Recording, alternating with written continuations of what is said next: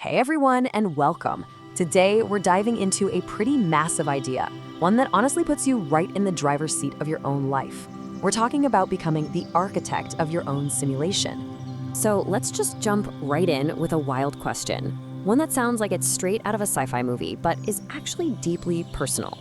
What if the reality that you experience every single day isn't actually real? Okay, here's the big idea we're gonna unpack. I want you to think of your mind as the most advanced, most powerful virtual reality headset you can possibly imagine.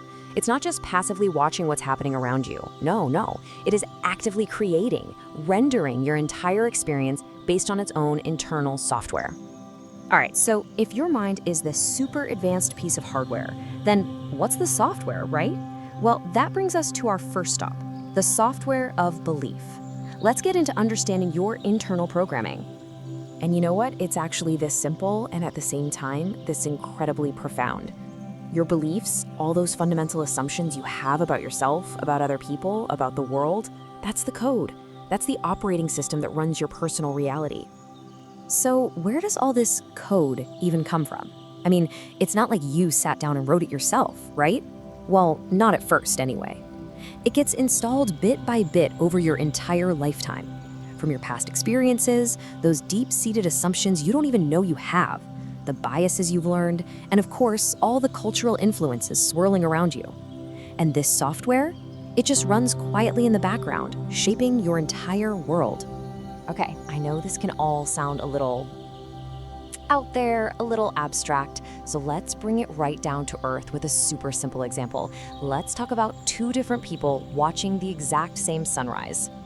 And here's the thing you gotta get. The sunrise itself, that's the objective event. It's just happening. But the experience of that event, oh, that is completely subjective. It's filtered through each person's unique internal software. And this is where you see that code running in real time. So person A is running some negative code, right? A belief that the day is gonna be a struggle, that work is a burden. For them, that sunrise just triggers dread. But then you have person B, who's running a totally different, more positive program. They see the exact same light, but for them, it sparks hope, opportunity. The event outside is identical, but the internal programming creates two completely different worlds. See, our beliefs don't just color our reality, they literally build it from the ground up. And that brings us to this quote that just nails it. The world you experience is not the world as it is, but the world as your software allows you to see it. It's not about what's out there. It's about the program running in here.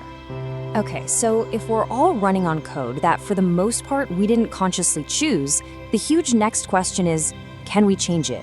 Can we actually rewrite it? And the answer is a massive yes. This brings us to the most powerful part of this whole idea, how to actually reprogram yourself. Think of this as the user's guide to your own mind. This is the real game changer right here. It's about shifting your perspective, moving from being just a passive user who's running the default software to becoming the active programmer, the one who can debug the system and install upgrades. So how do we actually do it?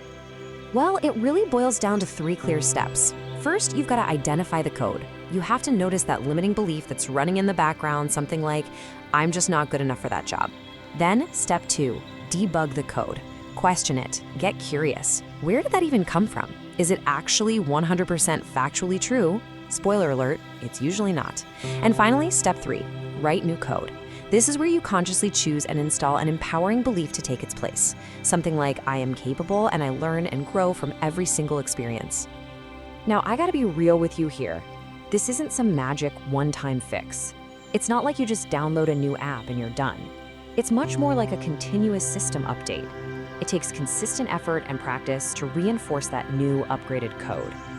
And really, all of this, every single part of it, leads to this one incredible realization. It is time to stop being just a spectator in your own life and start being the architect. And here's the real bottom line, the thing I want you to take away from all this. You are not just a passenger along for some predetermined ride.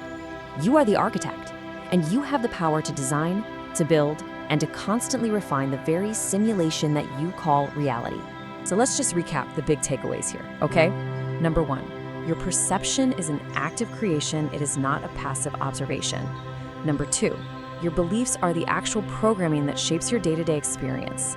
And number 3, the most important one, you have the power to consciously change that programming. So that leaves us with one final thought. A question, really, just for you. Knowing this now, knowing you hold the keyboard to your own mind, what new reality will you start programming for yourself starting tomorrow?